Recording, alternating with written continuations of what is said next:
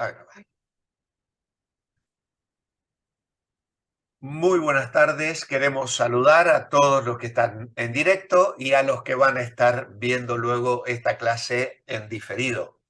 Estamos en el quinto nivel del manual Nueva Vida en Cristo y nuestro tema se llama Viviendo libre a través de la verdad, más respuestas bíblicas a mentiras comunes. Este estudio lo hacemos en el contexto de la clase Creciendo en la Gracia, que es como le hemos dado a llamar a esta clase de discipulado, que vamos ya por el quinto manual. Creo que ya son 2 años de compartir la palabra, de aprender y gozarnos en las doctrinas bíblicas, que deseamos profundizar en ellas y que el Señor ha dejado para nuestro crecimiento espiritual, crecer en la gracia. El tema de hoy es el paso número 2. No me siento como una criatura nueva. Y la idea que nos presenta la imagen que tenemos es la de una persona desanimada, cabizbaja, casi transmitiendo una sensación de tristeza por causa de la duda, la desilusión o situaciones que pueda haber enfrentado. Los falsos y verdaderos, vamos solo a leerlos y luego los compartiremos al final. Si uno no se siente como una persona nueva, es probable que no la sea. Es una afirmación que luego veremos si es falsa o verdadera. La verdadera libertad es poder decidir ser esclavo de Dios. Y en tercer lugar, ser muertos al pecado significa poder seguir la justicia y no al pecado. El tema o la mentira por la que esta persona está sufriendo y está desanimada está detallada de esta manera. Al ver sus fallos o fallas, muchos cristianos sienten frustración y desánimo. Preguntan, ¿por qué no me siento tan especial como cuando primero acepté a Cristo? Bueno, justamente es una de las cosas bonitas de encontrarnos con el Señor. Es un momento de alegría, es un momento donde experimentamos el perdón, es un momento donde de pronto abrazamos una nueva esperanza.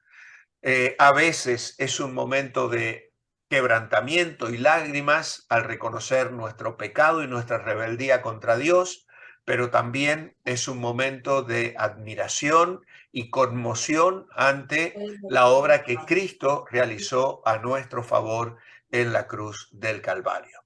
Pero claro, ese entusiasmo y esa alegría inicial a veces se diluye con el tiempo, como sucede con todo lo que nos pasa en la vida, ¿no?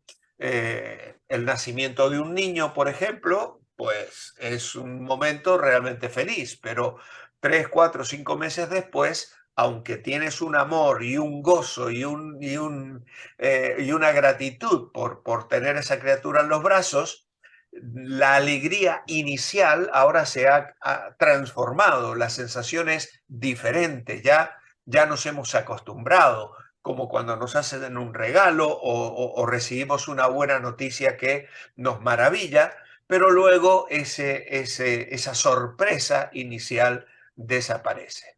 Pero claro, esta persona, además de haber perdido lo que algunos llamarían el primer amor o el gozo del primer amor, además dice, si soy salvo, ¿por qué sigo fallando? ¿Qué sucede?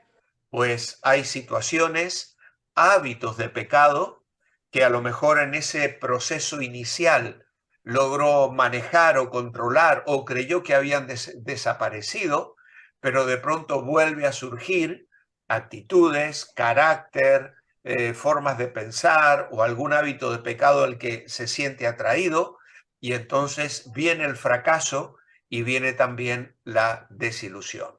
Y entonces agrega, no me siento como una criatura nueva. A estas inquietudes hay dos posibles respuestas. Posiblemente no se siente como una nueva persona porque nunca nació de nuevo. Entonces, ante esto hay una sugerencia muy concreta. Debe repasar su conversión para ver si entendió el Evangelio o si simplemente fue pura emoción, presionado por un amigo o incluso a veces los que predican, los pastores, suelen manipular y tal, o la persona que nos ha estado explicando el Evangelio lo ha hecho de una manera que nos parece inadecuado negarnos a seguir su consejo de hacer esa oración de conversión. En fin, puede haber una serie de situaciones que nos tiendan a dar ese paso por obligación y no por convicción, por una decisión personal del corazón. Yo voy a poner delante de vosotros, haciendo un paréntesis en la lección, la siguiente pregunta. ¿Has llegado a un punto en tu vida espiritual en el cual estás seguro que si murieras hoy, irías al cielo? ¿Mm? Esta es una pregunta clave. Y si alguno de vosotros en este mismo momento no me puede decir sí, estoy seguro, con absoluta confianza y seguridad, yo le voy a pedir que luego me escriba y pongamos un momento aparte para tener una conversación personal. Porque en ese caso hay cosas que deberías conocer, que yo debería explicarte del Evangelio, del mensaje de salvación. Porque una de las cosas fundamentales de nuestra doctrina es la seguridad de salvación, la confianza plena de que en el momento en que mi vida llegue al final, voy a cerrar los ojos aquí sobre la tierra y se van a abrir en el cielo. Y eso trae una paz al corazón y una seguridad que fluye de el nuevo nacimiento. Jesús dijo, la Biblia dice, perdón, si alguno está en Cristo, nueva criatura es. Las cosas viejas pasaron, son todas hechas nuevas. Entonces, se debe haber producido esa vida espiritual, ese nacimiento espiritual que te lleva al punto en el cual tienes la absoluta convicción de que cuando llegue el día de tu muerte, vas a abrir los ojos en la presencia del Señor. Si esa convicción no la tienes, vuelvo a decirte, ponte en contacto conmigo y buscamos un momento para conversar de manera directa, sin ninguna otra persona, y yo te explico claramente lo que entendemos es el Evangelio de salvación y la convicción de Juan 3:16. De tal manera amó Dios al mundo que ha dado a su Hijo unigénito, para que todo aquel que en él cree no se pierda, mas tenga, es una posesión, tenga vida eterna. Si no tienes esa seguridad, luego hablamos. Pero hay otra segunda pregunta que es muy importante y trascendental. Y es la siguiente. Supongamos que llega el día de tu muerte. Es hoy. Y al presentarte delante de Dios, Él te pregunta, ¿por qué debo dejarte entrar al cielo? ¿Cuál sería tu respuesta? La respuesta a esta pregunta es clave también. Es muy importante. Porque si tú estás pensando que para entrar al cielo debiste ser buena persona, si para entrar al cielo hiciste buenas obras, si para entrar al cielo los argumentos que tú vas a esgrimir tienen que ver con tu persona, con tu esfuerzo personal y con tus méritos, pues entonces no has entendido el mensaje del Evangelio de Jesucristo. Porque la salvación es por gracia en base a los méritos de Cristo. Esa es la respuesta. Y si no la tienes clara, pues vuelvo a decirte otra vez que es un tema que debiéramos aclarar. Y de suma importancia, porque de responder estas preguntas con claridad depende tu destino eterno. Así que volvemos entonces a nuestro tema eh, y vemos que el segundo punto aquí es que en esta lección queremos examinar otra posibilidad. Es decir, la primera era que la persona en realidad no ha nacido de nuevo, no se ha convertido realmente, no ha entendido claramente el Evangelio. Pero la segunda es que es común cuando un verdadero creyente se fija en sus fallos, que sus emociones le produzcan dudas sobre su conversión. O, si sabe que es convertido, duda que será posible vivir en la victoria que Dios ha planeado para nosotros. Esta lección trata la mentira que dice, las emociones son un buen medidor de nuestra realidad espiritual. ¿Eh? Esa es la gran mentira. Las emociones son un buen medidor de nuestra realidad espiritual. No, eso es un engaño. Nuestras emociones van y vienen. Yo me puedo levantar mañana con una sensación de frustración, de fracaso, a lo mejor pasé una mala noche, tuve un sueño, una pesadilla y me levanto y no me siento un hijo de Dios, no me siento con ganas de cantar, ni de orar, ni de alabar al Señor. Simplemente son emociones, fruto de un dolor de cabeza o de una noche incómoda, ¿no? Entonces, hay otra mañana que puedo haber dormido bien, tener un buen sueño y me levanto pletórico, con ganas de cantar, con ganas de orar. Entonces, nuestras emociones fluctúan, no pueden ser un buen medidor de nuestra realidad espiritual. Y ese es el tema que vamos a desarrollar en base a las respuestas que encontramos en Romanos capítulo 6. ¿Cuál es la verdad? El problema con depender de sus emociones es que no son confiables. Romanos 6 le ayuda a entender sus emociones confusas. Romanos 6 habla de la verdadera realidad de la posición en Cristo, independientemente de cómo nos sintamos. Y el texto de Romanos 6 se divide en tres apartados muy concretos. Primero, saber. Y dice Romanos 6, capítulo 3, versículo 3 al 9. Dice, ¿O no sabéis que todos los que hemos sido bautizados en Cristo Jesús hemos sido bautizados en su muerte? Porque somos sepultados juntamente con Él para muerte por el bautismo, a fin de que como Cristo resucitó de los muertos por la gloria del Padre, así también nosotros andemos en vida nueva.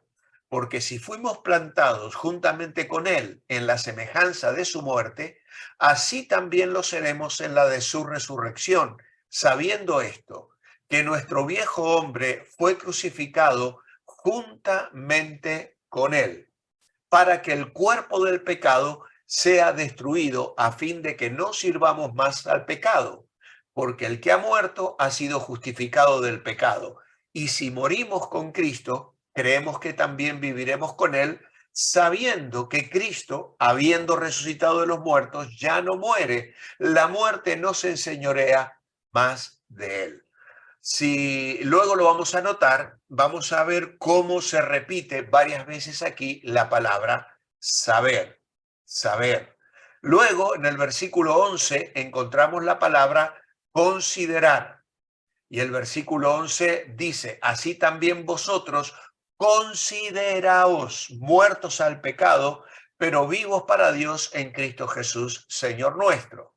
Y el tercer apartado tiene que ver con presentar u ofrecer. Versículo 12 al 14 dice, no reine pues el pecado en vuestro cuerpo mortal, de modo que lo obedezcáis en sus concupiscencias, ni tampoco presentáis vuestros miembros al pecado como instrumentos de iniquidad, sino presentaos vosotros mismos a Dios como vivos de entre los muertos, y vuestros miembros a Dios como instrumentos de justicia.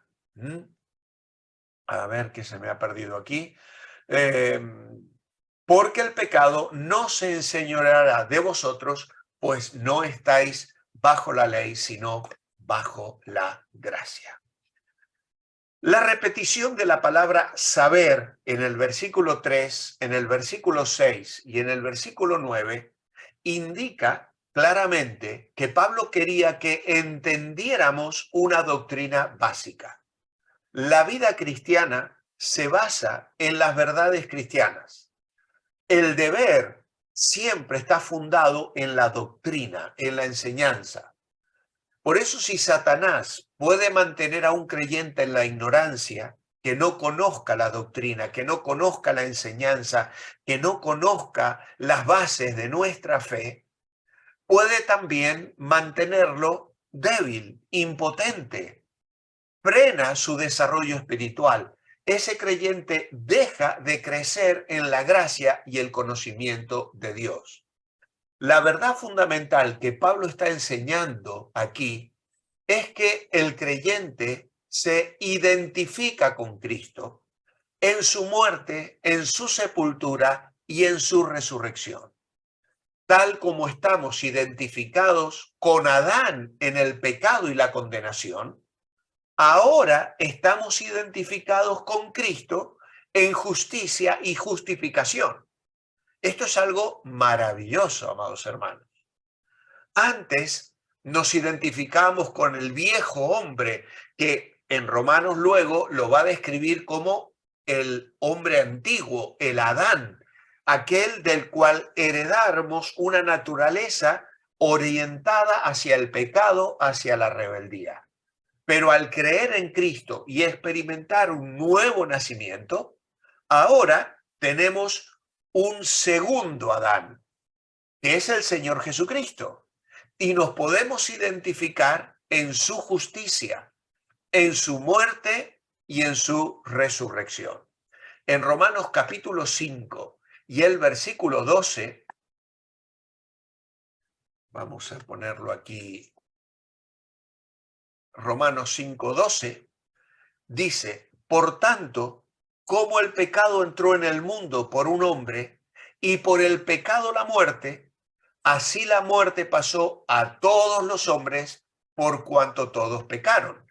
Y Pablo hace la transición de discutir los pecados que todos hemos heredado en general para discutir el pecado o el problema particular con el que yo puedo estar enfrentándome cada día. Así que él pone énfasis en las causas, no en las acciones, en la raíz del pecado y no en los frutos del mismo. Cristo no solo murió por nuestros pecados, sino que también murió al pecado y nosotros morimos con él. Voy a poneros también un añadido que no lo tenéis en el apartado, en el manual, pero que entiendo os puede ser de bendición. En Romanos 3, 21 al capítulo 5, versículo 21, el apóstol Pablo va a tratar el tema de la sustitución. Cristo murió por mí, me sustituyó, ocupó mi lugar, fue mi sustituto. Esta palabra sustitución es una doctrina cristiana evangélica fundamental, muy importante. En el Antiguo Testamento si recordáis, los judíos que traían al templo para sacrificar por causa de sus pecados. Animales, corderos, incluso palomas, de acuerdo si tenían pocos recursos materiales y eran pobres. Incluso Jesús, los padres, llevaron una tórtola y 2 palominos, que era lo más barato que se podía ofrecer en el templo, porque no tenían recursos. Esos animales nos sustituían. Esos animales morían derramando su sangre en sustitución del pecador que merecía morir. Por eso, cuando Juan el Bautista señala a Cristo, dice: he aquí el Cordero de Dios que quita el pecado del mundo. Cristo es nuestro sustituto. Y eso Pablo lo explica en Romanos capítulo 3, versículo 21 al capítulo 5, 21, que no tenemos tiempo de leer con detalle, pero os queda la información para que vosotros luego la consultéis y leáis el texto. En Romanos 6 al 8, que nosotros hemos leído, versículo 1 al 14, no vamos a leer tampoco hasta el capítulo 8, Pablo ahora comienza a hablar de otra enseñanza, otra doctrina, que es la identificación. Yo morí con él. Yo morí con él. Es decir, cuando una persona acepta a Cristo como su Salvador, Dios considera que esa persona murió con Cristo en la cruz del Calvario. Por eso podemos decir: Él murió por mí. El domingo pasado les comenté a los hermanos que el día anterior habían tenido una actividad los jóvenes y ellos habían puesto una cruz. Y en la cruz, en el medio de la cruz, habían colocado un espejo y en el espejo ponía: Él murió por... Y claro, cuando tú te acercabas, ¿quién veías ahí? Tu rostro. Era impactante. A mí me conmovió un poco, ¿no? Porque no había nunca experimentado semejante cosa. Era una manera de ilustrar esta verdad. Entonces, Él murió por mí, pero yo miro esa cruz y me veo a mí puesto en la cruz, porque yo morí con Él. Claro, mis manos no fueron traspasadas, ni mi costado, porque yo no lo podía hacer. Y porque Dios en su amor me coloca en Jesucristo. Eso es gracia, eso es salvación. La idea de sustitución significa que Él murió por mis pecados. La identificación es que Él murió al pecado. Y por eso, al identificarme con Él, vamos a entender lo que Romanos 6 pretende decirnos. Luego, Él pagó la pena del pecado y en Romanos 6 al 8, Él destruyó el poder del pecado, que luego lo vamos a explicar con más detenimiento. El poder del pecado, esa sensación de, uy, no puedo con este pecado. Yo no puedo cambiar, yo no puedo vencer este hábito pecaminoso. Pues vamos a ver que el poder de la resurrección está disponible. Y hay testimonios de personas que han sido libradas de la droga, que han sido liberadas del tabaco, que han sido liberadas del alcohol, ¿no? De una manera verdaderamente extraordinaria. ¿Por qué? Porque hay poder en la obra de Cristo.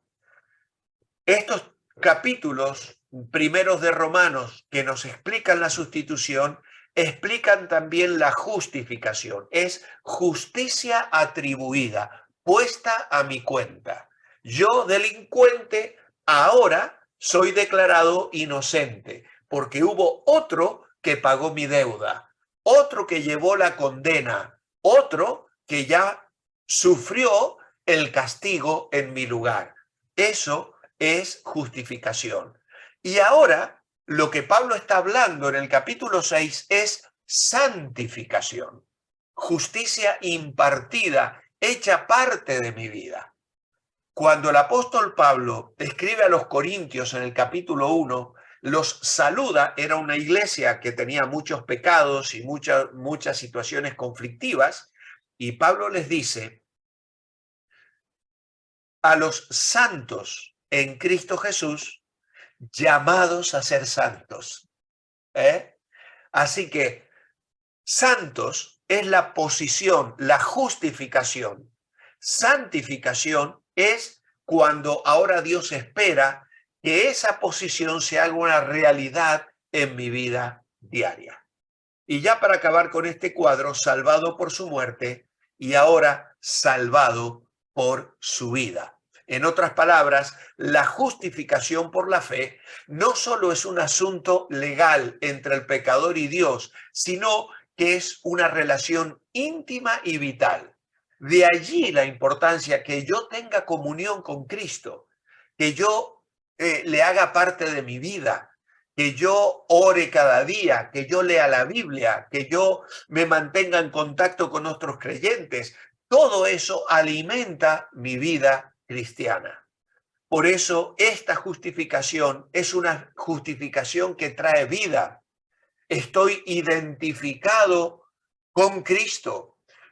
Por tanto, lo que le ha acontecido a Cristo me ha acontecido a mí.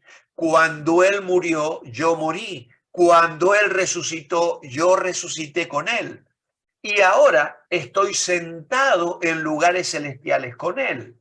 Efesios capítulo 2, versículos 1 al 10, Pablo dice, y Él os dio vida cuando vosotros estabais muertos en delitos y pecados, y en los cuales anduvisteis en otro tiempo, etcétera, etcétera, etcétera, siguiendo el príncipe de la potestad del aire, y éramos por naturaleza hijos de ira, pero Dios, que es rico en misericordia, por su gran amor con que nos amó, aun estando nosotros muertos en pecado, nos dio vida juntamente con Cristo y juntamente con Él nos resucitó y asimismo nos hizo sentar en lugares celestiales. Así que espiritualmente hablando, nosotros ya estamos en Cristo en una dinámica diferente de vida, de poder, de salvación, de comunión con Dios.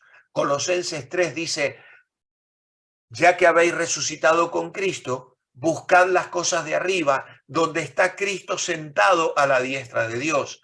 Poned la mira en las cosas de arriba, no en las de la tierra, porque habéis muerto y vuestra vida está escondida con Cristo en Dios.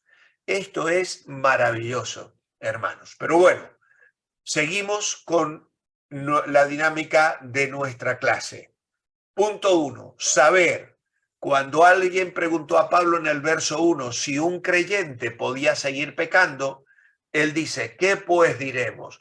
¿Perseveraremos en el pecado? ¿Seguiremos pecando? ¿Abundaremos en una conducta pecaminosa para que la gracia abunde? ¿Para que haya más bendición de salvación?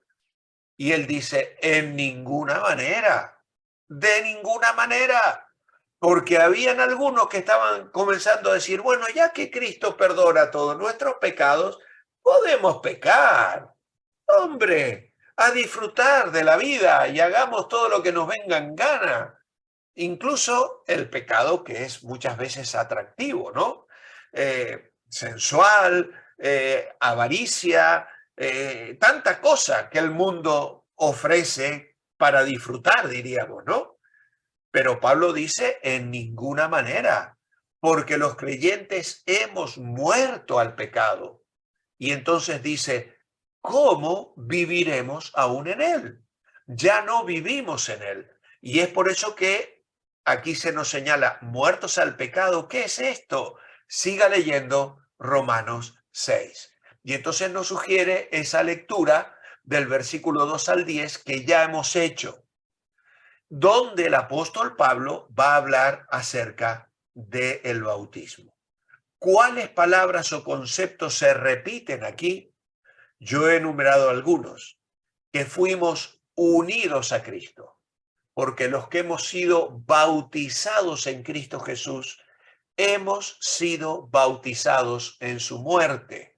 Verso 4, porque somos sepultados juntamente con él para muerte por el bautismo, a fin de que como Cristo resucitó de los muertos por la gloria del Padre, así también nosotros andemos en vida nueva.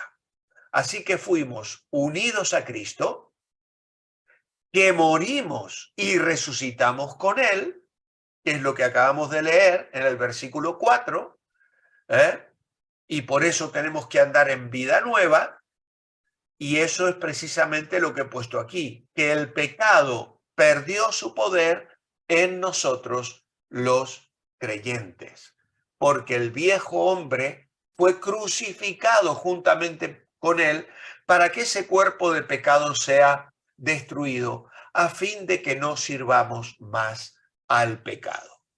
Así que, como veis, estas son las cosas que necesitamos saber. Y nuestro texto de la lección aclara este tema. Algunos toman el bautismo que Pablo menciona en el versículo 3 y 4 a referir al bautismo en agua. Pero esto implicaría que uno no es salvo hasta que se bautice literalmente en agua. Por lo tanto, Pablo aquí no está hablando del bautismo en agua. Él está hablando de que hemos sido bautizados en Cristo Jesús en esa experiencia espiritual que acontece en el momento de nuestra salvación. Cuando yo confío en Cristo, Dios me coloca en Cristo, me bautiza en Cristo, me envuelve de Cristo. Y de ese bautismo habla Pablo aquí, que ahora lo vamos a aclarar también. Otros creen, dice, que se refiere al bautismo del Espíritu, que nos identifica como miembros del cuerpo de Cristo cuando nos convertimos. 1 Corintios 12:13 dice, porque por un solo Espíritu fuimos todos bautizados en un cuerpo, sean judíos o griegos, esclavos o libres, y a todos se nos dio a beber de un mismo Espíritu. Toma dos figuras, Pablo, aquí. La de ser bautizados, sumergidos, y la de beber en el espíritu, en un cuerpo. Entonces, Pablo está hablando aquí gráficamente, está ilustrando una verdad espiritual que con los ojos no la vemos, que no la tocamos con los dedos, pero están dando una información de los acontecimientos espirituales que acontecen cuando una persona acepta a Cristo como su Salvador personal. Hay muchas cosas que acontecen. Mis pecados son perdonados. Nacemos en la familia de Dios. Nuestro nombre es escrito en los cielos, en el libro de la vida. Soy bautizado en el Espíritu Santo. El Espíritu Santo viene a morar dentro mío.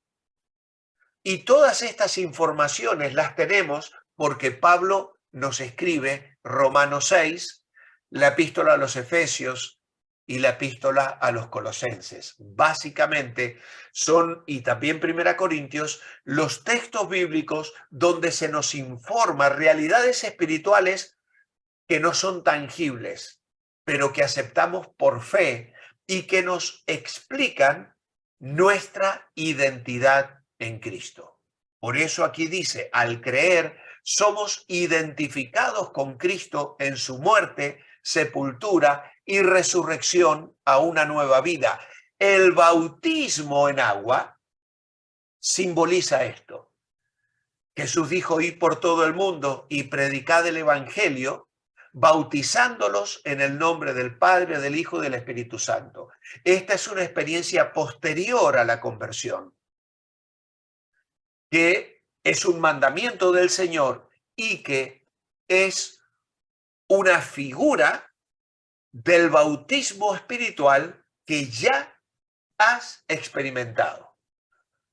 Por esa razón, es incoherente que no te bautices, porque ya has sido bautizado. Espiritualmente hablando, ya estás bautizado. Desde el momento que has creído en Cristo, ya eres bautizado en el Espíritu Santo. Has sido colocado en el cuerpo de Cristo, en la iglesia. El Espíritu Santo ha venido a morar en ti. Por lo tanto, lo coherente, lo lógico es dar ese paso de fe, de dar testimonio público de aquello que ya aconteció en tu vida espiritual. Esto se los quiero aclarar. Pablo usó el bautismo para ilustrar esta verdad. La palabra griega para bautismo tiene dos sentidos principales. Un sentido literal, que es zambullir o sumergir. Y se utilizaba para teñir una prenda. Cuando una prenda era metida en agua con tinta, una prenda blanca era metida en agua con tinta azul, pues salía la prenda de color azul. Era zambullida, era sumergida. Y el otro sentido figurativo es ser identificado con. Y un ejemplo de esto está en 1 Corintios 10, donde Pablo dice, y todos en Moisés, hablando del pueblo de Israel, fueron bautizados en la nube y en el mar. Es una figura. Ellos salieron por el desierto, bajaron, atravesaron el Mar Rojo para librarse de Faraón y luego experimentaron la nube que les guiaba por el desierto durante el día. Y no significa que literalmente se bautizaron, pero Pablo utiliza esa figura para explicar hoy el bautismo. La nación de Israel se identificó con Moisés, su líder, cuando cruzaron el Mar Rojo y fueron guiados por la nube. Todos en Moisés fueron bautizados en la nube y en el mar. Parece que Pablo tenía en mente tanto el significado literal como el simbólico, porque habló del bautismo en agua para recordar a los lectores de la identificación que tienen con Cristo por medio del bautismo del Espíritu Santo. Ser bautizados en Cristo Jesús es lo mismo que por un solo Espíritu fuimos todos bautizados en un cuerpo, de 1 Corintios 12. Así que hay una diferencia entre el bautismo en agua y el bautismo del Espíritu. Cuando un pecador confía en Cristo, nace inmediatamente en la familia de Dios y recibe el don del Espíritu Santo. Y hay un ejemplo de esto, por ejemplo, en Hechos 10, cuando Cornelio oyó predicar a Pedro, dice que creyeron en Cristo y de inmediato recibieron el Espíritu Santo y luego fueron bautizados en agua. Claro, eso tuvo una evidencia muy concreta en ese momento, que fue que hablaban en lenguas, pero fue una señal que Dios otorgó en aquel momento para que Pedro y los que le acompañaban pudiesen observar y ser testigos de que los gentiles se podían convertir y ser hechos hijos de Dios y recibir el Espíritu Santo, lo mismo que los judíos. Eso fue algo muy fuerte para ellos y necesitaban esas evidencias tangibles que fue el ser llenos del Espíritu Santo y el hablar lenguas. Estas situaciones que se dan en Hechos no son para que se repitan siempre. Fueron momentos puntuales con un propósito en un libro que es una especie de bisagra entre el Antiguo Testamento y el Nuevo Testamento, donde el Evangelio de Cristo nos va a traer una nueva dinámica de vida. Las palabras de Pedro, allí en Hechos 10, todos los que en él creyeren recibirán perdón de pecados, les dio la promesa que necesitaban. Creyeron, fueron salvos y fueron bautizados en ese momento. Y los historiadores de la iglesia concuerdan en que los bautismos eran por inmersión. El creyente era sepultado en el agua y levantado, lo cual simboliza la muerte, sepultura y resurrección. El bautismo por inmersión, el cual es la ilustración de Pablo aquí en Romanos 6, representa la identificación con Cristo en su muerte, sepultura y resurrección. Es un símbolo externo de una experiencia interna. Pablo no está enseñando que la inmersión en agua los haya colocado en Cristo Jesús, porque esto fue realizado por el Espíritu Santo cuando creyeron. La inmersión en agua era un cuadro, una representación de lo que el Espíritu hizo. el Espíritu Santo los identificó con Cristo en su muerte, sepultura y resurrección. Esto quiere decir que el creyente tiene una nueva relación con el pecado ahora. ¿Y qué es lo que dice Pablo? Está muerto al pecado. Los que hemos muerto al pecado, dice el versículo 10, ¿cómo viviremos aún en él? El verso 4 dice, porque somos sepultados, porque hemos muerto, somos sepultados juntamente con él para muerte por el bautismo, a fin de que como Cristo resucitó de los muertos por la gloria del Padre, así también nosotros andemos en vida nueva.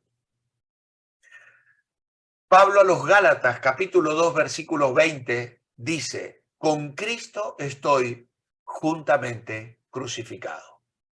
Eso habla de muerte. Si un borracho muere, ya no va a ser tentado por el alcohol. ¿Por qué? Porque ha muerto. Su cuerpo está muerto. Todos sus sentidos físicos están inutilizados por la muerte. No puede ver el alcohol, no puede oler el alcohol, no puede probar el alcohol y ni siquiera puede desear el alcohol. Ahora, en Cristo Jesús, Pablo dice, hemos muerto al pecado de manera que ya no queremos continuar en el pecado. Pero no solo estamos muertos al pecado, dice que estamos vivos en Cristo. Hemos sido resucitados de la muerte y ahora andamos en el poder de su resurrección. Andamos en vida nueva porque compartimos su vida. Con Cristo estoy juntamente crucificado y ya no vivo yo. Ya no vivo yo, mas vive Cristo en mí. Ahora, continuando con el saber. ¿Qué es lo que debemos saber del versículo 5 y 6? Si fuimos plantados juntamente con él en la semejanza de su muerte, también lo seremos en la de su resurrección, sabiendo esto, que nuestro viejo hombre fue crucificado juntamente con él para que el cuerpo del pecado sea destruido a fin de que no sirvamos más al pecado. ¿Qué es lo que tenemos que saber?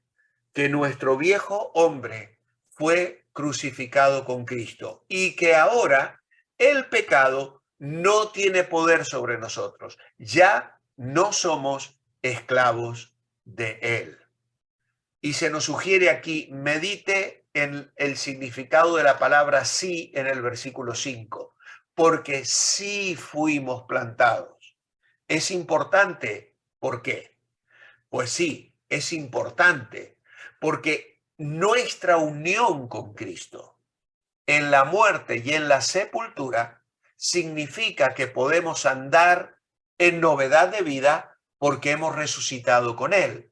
No solo somos librados de la tiranía del pecado, sino que también hemos recibido nuevo poder para obedecer a través de nuestra participación en el poder de la resurrección de Cristo. Esto es lo que Pablo quiere señalar en el verso 5. La participación en la muerte de Cristo significa también participación en su resurrección. Algunos consideran que, como en Efesios capítulo 2 y versículo 6, donde Pablo dice, y juntamente con él nos resucitó y nos hizo sentar en los lugares celestiales con Cristo Jesús, y en Colosenses 2:12 que dice, sepultados con él en el bautismo, en el cual fuisteis también resucitados con él, mediante la fe en el poder de Dios que le levantó de los muertos.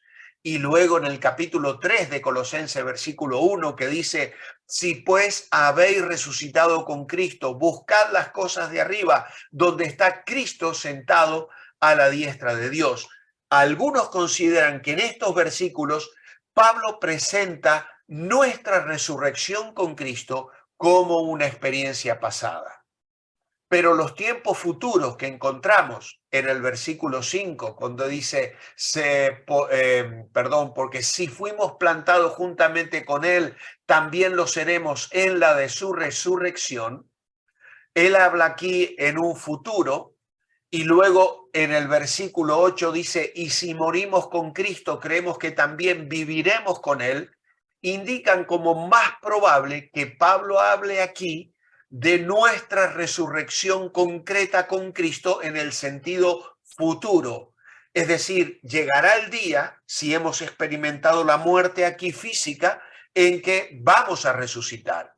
Pero en tanto, en la actualidad, el poder de la resurrección de Cristo obra dentro de nuestro corazón. Por eso entramos ya al último punto con el que voy a acabar hoy, porque no vamos a acabar el tema, todavía falta la mitad de la lección, y el punto 4 dice, ¿qué diferencia hay entre saber y considerar que somos muertos al pecado, pero vivos para Dios? El versículo 11 dice, así también vosotros, consideraos muertos al pecado, pero vivos para Dios en Cristo Jesús nuestro Señor. Y aquí la palabra considerar implica aplicar en mi vida, hacer mío, apropiarme de lo que Dios me ha dado por gracia. La palabra considerar, dice nuestro manual, es clave. Si creemos que nada ha cambiado, nada cambiará. Pero al considerarnos muertos al pecado y vivos para Dios, pasamos de la teoría a la práctica. Estamos diciendo, lo creo, es cierto, Dios me dice que es así. Y eso refleja un cambio de mentalidad para vernos como Dios nos ve. Conocimiento sin fe vale muy poco. Acepto mi posición en Cristo por fe, aun cuando no lo siento. Acepto la obra terminada de Cristo que hace posible la nueva persona que soy. Esta palabra considerar a veces significa pensar o suponer. También equivale a decir lo doy por hecho. Pero ese significado no es el que Pablo tiene en mente acá. La palabra consideraos aparece 41 veces en el Nuevo Testamento y en Romanos aparece traducida 4 veces como contar y atribuir. Significa contar, calcular, estimar. Es decir, la palabra atribuir es poner a la cuenta de uno y tal vez esa sea la mejor traducción. Consideraos significa poner a la cuenta de uno. Simplemente significa creer que lo que Dios dice en su palabra en cuanto a lo que Él ha hecho por nosotros es cierto en nuestra vida. Queridos hermanos, ninguno de nosotros podía ponerse en Cristo. Ninguno de nosotros podía colocarse en la cruz. Ninguno de nosotros podía ir a la tumba y ninguno de nosotros podía resucitar junto con Cristo. Pero espiritualmente hablando, eso lo hizo Dios. Dios lo hizo. Esa es la esencia del mensaje del Evangelio. Esa es la libertad que tenemos. Ese es el gozo de la nueva vida que tenemos.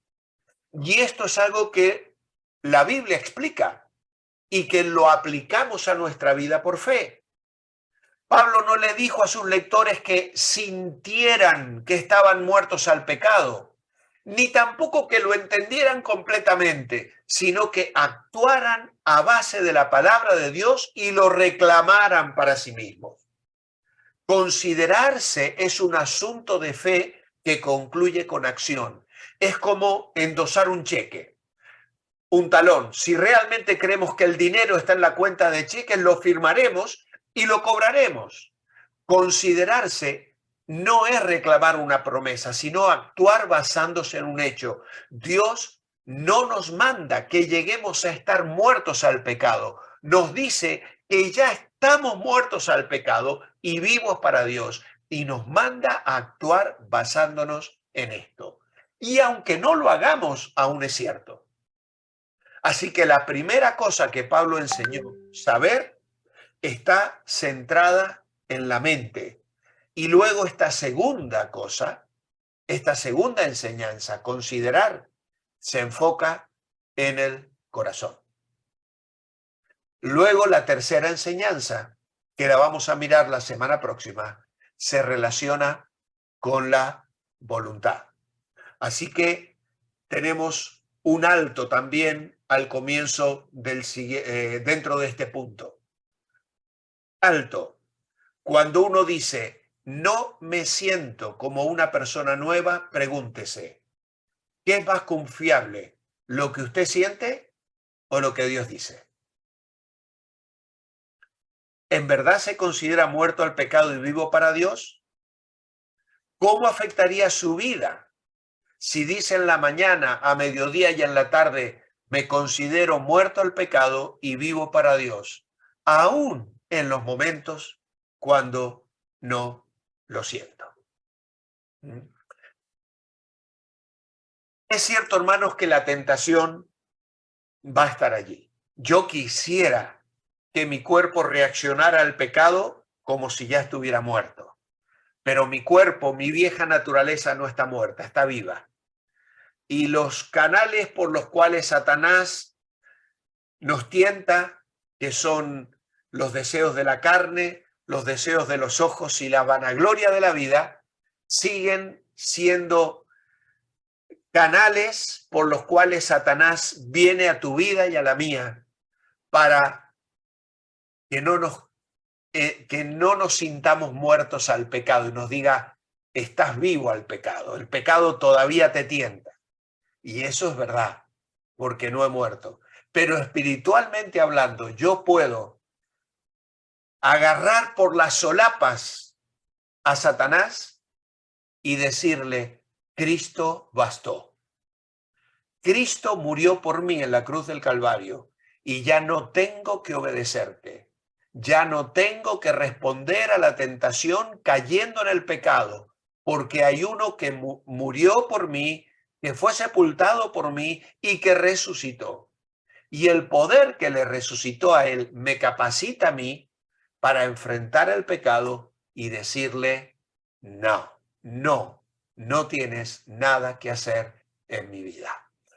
Así que, hermanos, vamos a dejarlo aquí, porque la hora ya nos ha ganado.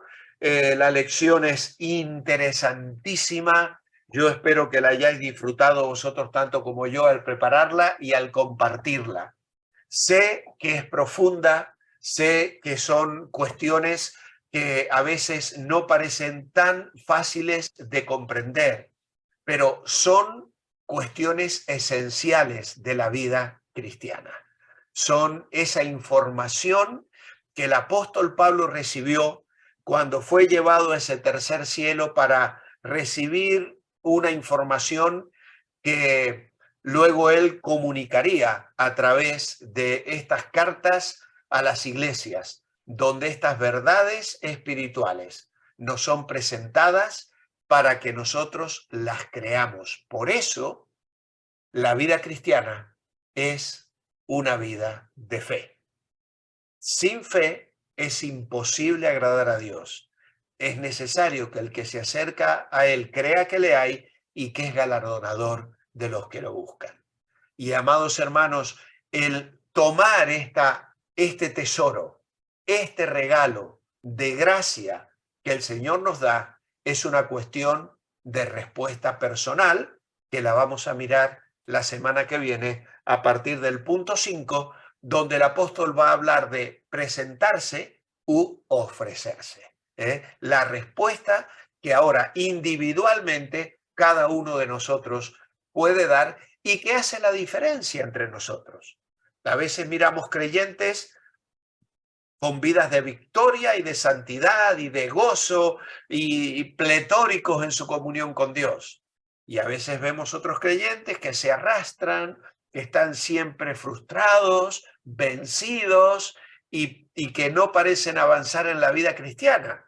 Bueno, porque eso depende de lo que yo me apropie y crea estas verdades espirituales que hoy la palabra de Dios nos ha presentado. Así que el Señor nos bendiga y seamos capaces, cada uno de nosotros, de apropiarnos de estas verdades y vivirlas por fe. Que Dios os bendiga.